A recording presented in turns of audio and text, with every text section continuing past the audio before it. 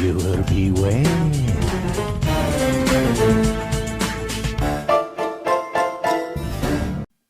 Hey, hello, my Jeremy Renner official app readers, and welcome back to Viewer Beware. It's the only show where we go over each and every episode of the original Goosebumps TV series, and tonight is a very special episode because we're watching Deep Trouble, the very last episode of the Goosebumps TV show. It's been a long, strange journey. It sure has, but you've only been here for about half of it. Oh, I've been here the entire time. Inside of you. Yo, pause, dude. This ain't that kind of show. I hate you. Oh, you too, Chief. Anyway, let's talk about Deep Trouble. So this is based off of the second book. Despite the name, it's based off of Deep Trouble 2, and even then, only kind of slightly based on it. It feels like it's more inspired by the concepts of Deep Trouble 1 and 2, which is probably the first time we've seen that. I mean, even Night of the Living Dummy, they started at 2 and then just carried over the story from 2. So, I mean, they're just kind of winging it at the end here, which would be really confusing if you read the book Deep Trouble, which was about mermaid poachers or something like that, and then you watch this episode and it has nothing to do with that. But anyway, Deep Trouble, the episode, is about two kids on summer vacation when they find a mysterious gloop that leads to monstrous activity. Sure, we've seen it before, but have we seen it with gigantic pufferfish that shoot spikes? I don't think so. So, get on your scuba gear and let's get into Deep Trouble.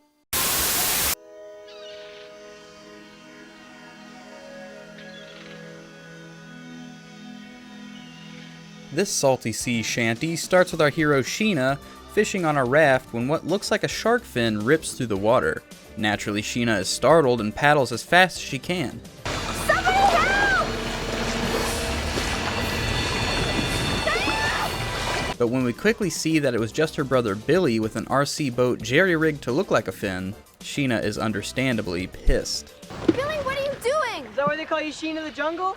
I should have seen your face. Help, shark, somebody please! Billy questions why she was even fishing if she hates the water, and this is where we learn that the kids' parents dropped them off with their Uncle Harold for the summer, and there's nothing to do. We're like hundreds of miles from the nearest town. There's no good radio station, no TV. Even the fish are bored. While Sheena is complaining about the situation, Billy finds something odd on the beach and digs it up, discovering what looks like a massive shark tooth, or like a carved set of hefty balls. Either way, the kids rush to show their discovery to their Uncle Harold, but he's nowhere to be found. What they do end up finding is a gooey set of footprints through the house. What is it? I don't know. Doesn't look normal. It sure doesn't, but Billy just sticks his hand in the goop and realizes it stinks of seawater. Sheena wants to find their uncle, but Billy is determined to find out what these prints do. Outside, Billy attacks a few bushes with a broom before giving up the hunt and telling Sheena the coast is clear. So the kids begin looking for Uncle Harold together. Eventually, the kids decide to look in their Uncle Harold's lab, and stuff starts to look very stay out of the basement-y.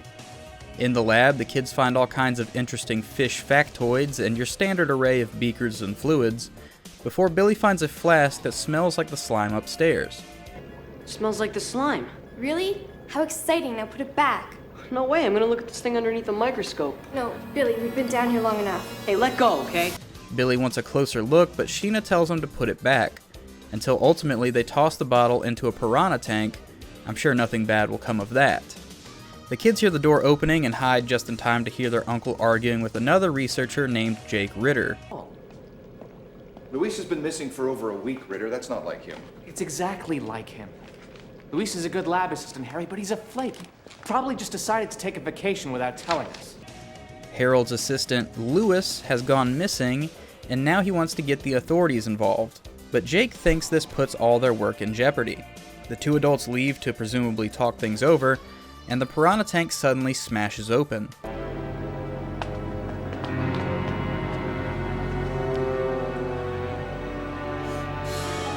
Billy?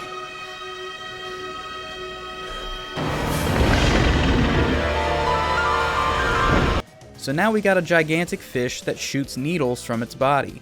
Realistically, the kids can just wait until it dies of dehydration, but Billy wants to make a run for it, trapping the kids in a closet. Now they're in huge trouble. Some may even say deep trouble. Hold on! I can't! It's too strong!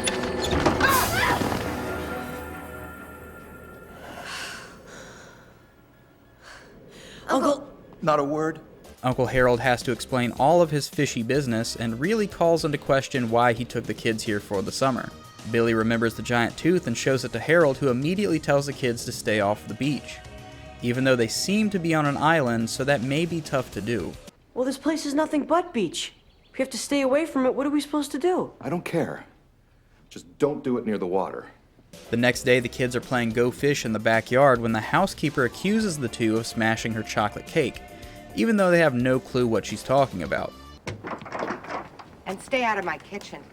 I'm not here to pick up after you two. Billy decides enough is enough and walks down to the beach to enjoy the rest of his summer. While he's walking, he starts to notice someone following him, initially thinking it's Sheena, but freaking out when she doesn't answer. Get a grip, Billy. Just an animal or something. Lady Milton. The water. In the water! So we got a bit of a fake out with a washed up stranger. Harold and Jake drag the unconscious man into the house, but nobody knows who he is or what he's talking about. Shh, he's coming too. Lady Milton. The island. The water. What do we do now? Harold decides to check out the surrounding islands with Jake and the kids to find where this strange man came from. But as soon as the Deep family gets off the boat, Jake abandons them. Jake, what do you think you're doing? Protecting our experiment, Harry. What do you mean?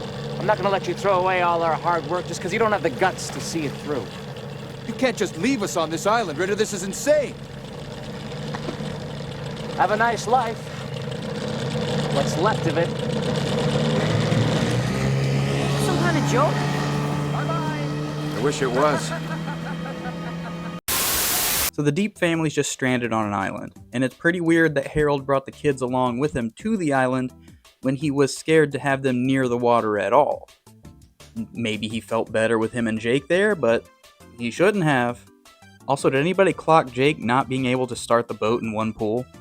That would have been embarrassing if he was just trying to rev the engine up and couldn't leave and Harold just punched him or something. He probably could have. Harold dropped the ball there. He kind of dropped the ball constantly. I don't think there's ever a point in the episode where he held the balls. Pause. Why would he knowingly bring in 2 kids into his giant fish factory science experiment for 3 months and at no point try to give the kids back to their parents? He even brought them on a rescue mission that went wrong immediately. The series really depends on adults being negligent to children. Yeah, I guess that's how most of the stories go. It's just adults putting kids in danger through negligence. But let's see how the Deep family gets out of this one. Let's tune in. Why'd Ritter do that to us anyway? I mean, I thought you guys were partners. We were. The Deep family decide to collect wood to start a fire on the beach, hoping to attract passing ships. Meanwhile, Harold tells the kids what him and Jake were really working on. Peter and I were working on a new strain of it called D13 that can turn carbon dioxide into oxygen at 4 times the normal rate. But the growth hormone we used had a side effect. It caused the creatures that ate the plankton to grow at an amazing rate. Like that blowfish? Yeah, exactly. Harold assumes Jake is going to use this side effect to end world hunger, which doesn't sound all that bad, honestly. But he has suspicions of how it would work and how greedy Jake will be. While searching the shore, Billy discovers the wreckage of the Lady Milton, which must have been where the stranger came from earlier ago. Harold and Sheena search for some kind of life raft in the wreckage, but Billy sees someone run off into the tall grass and chases after him. Sheena happens to find a rowboat completely unrelated to the Lady Milton, causing Harold to be even more suspicious of what is going on in this island. These branches under it should have died under the weight of the canoe. It's almost as if someone hit it here recently. And maybe that someone's still here. Meanwhile, Billy finds even more of the goop he saw in the house and freaks out, running back to the beach. Harold and Sheena just then discover Billy isn't with them when he starts screaming for his life.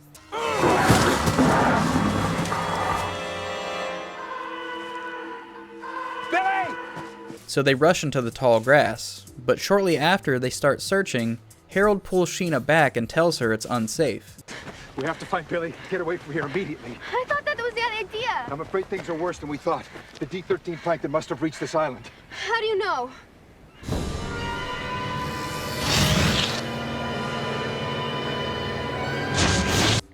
Gigantic lizards and crabs infest the island, and now the Deeps are in deep trouble. Harold tells Sheena the classic Jurassic Park line that the lizards have bad eyes and can't see you if you don't move or talk, successfully allowing them to hide.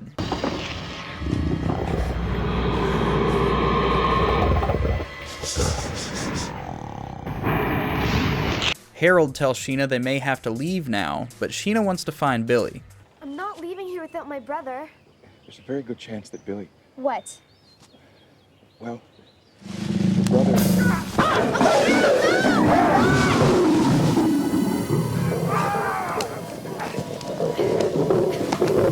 your brother... Hold on! Hold on!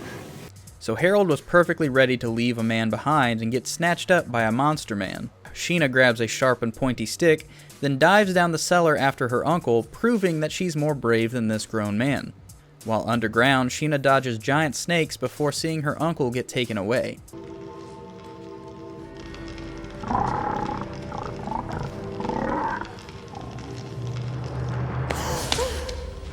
Billy? Yeah, it's me. Listen, we gotta get out of here. Somehow Billy got away, but we aren't sure how yet. Before we can find out how, the kids are attacked by an awesome ant.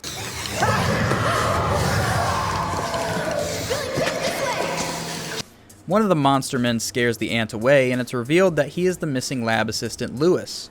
They've been looking all over the place for you. What are you doing down here? Because I don't belong anyplace else. Lewis says that there are a lot of other fishmen like him from Jake testing the Deep 13 plankton on humans, but instead of blaming Jake, they all place the blame on Harold for inventing the plankton in the first place. Meanwhile, Harold is tied up and held hostage, and we see some reused assets like the piranha face from Shocker on Shock Street and the random monster mask that appeared in One Day at Horrorland in the Hall of Mirrors. These mutants are planning to kill Harold for disfiguring them, but Sheena and Billy jump out to stop them by saying it was Jake Ritter that ordered the human tests. Why? Even though the kids say exactly what Harold just did, they believe the kids and decide to launch an attack on Jake.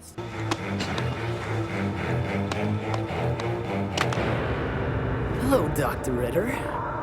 Going somewhere?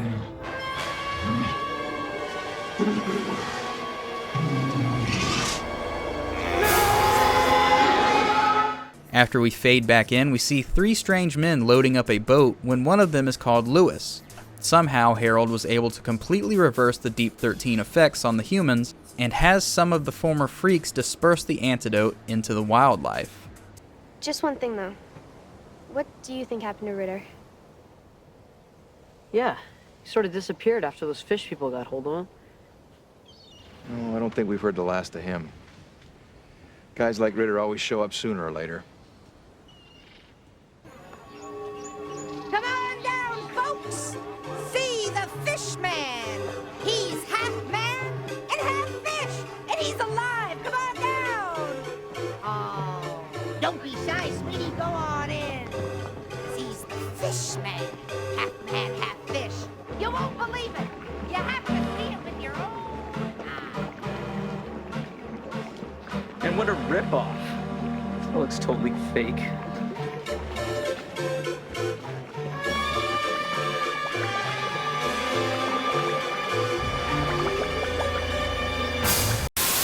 A tragic end for Jake. And I mean, someone may toss him some antidote at some point. I mean, those other fishmen kind of recovered 100% with no side effects, so how long can they really hold a grudge? I mean, they were driven to murder, so probably a while. Yeah, that's fair, but I mean, they'll probably keep him around in the freak show until he stops making money, and then they can either cure him or kill him, I guess. Either way, it seems like a steep punishment for someone whose entire goal was ultimately curing world hunger, which opens the door for all of these different thought experiments about what is morality? You know, what determines who is a good person, who's a bad person, what ends justify what means, and frankly, I'm too stupid to go over that. So I'm just going to move on. Agreed. Let's move on. Like I said earlier, Deep Trouble the episode is actually based on Deep Trouble 2, but only slightly. You see, in the book, the lab is out on a boat in the ocean. It's not on land. And so it's more of a study marine biology kind of thing. They're not creating anything in there. But anyway, they find some like gigantic fish, and then Jake Ritter, another doctor who's completely unrelated to Harold, comes aboard with his men and basically threatens to kill them because he created the plankton with the goal of making these things huge, you know, end world hunger. Anyway, they kick the Deeps off of the boat. They try and throw them overboard. Deeps escape, get on a lifeboat, go to an island, wrangle some dolphins, then come back. I mean, it's kind of a big circle. Nothing really happened there. And then when they come back, they're just, you know, imprisoned again. And then Billy pretends to drink some plankton, which Jake Ritter says that he'll turn into a fish. Not a fish man, a fish. But he just pretends to drink it, which gives Harold an opening to kind of punch him out.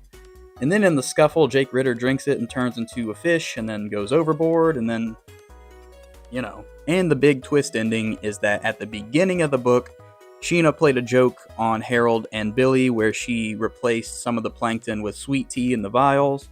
And then she just drinks one and then immediately is like, oop, that was the wrong one. Stupid. That's a terrible book. Yeah, a lot of it is kind of redundant and circling around.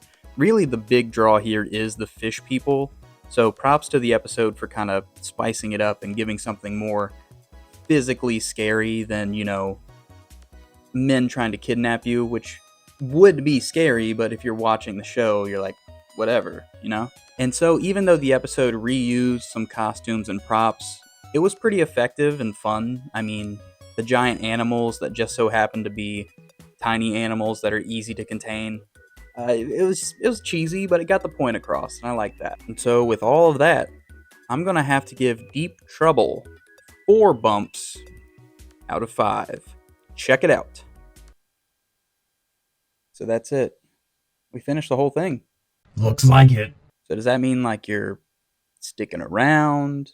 No, I have to go. My planet needs me. Wait, you're an alien? Sure I am. I never learned your name. It's Hanks. Chet Hanks. Chet Hanks? I'm just going to keep calling you Mask. Well, whatever. Looks like I have to get going. Bye. I'll miss you. Really? No. I mean, I'll miss you as in like a see you soon or one of something like that. Nah. Looks like I'll stick around since you'll miss me so much. I'm getting a beer. Give me one too. Get it yourself. It's too late.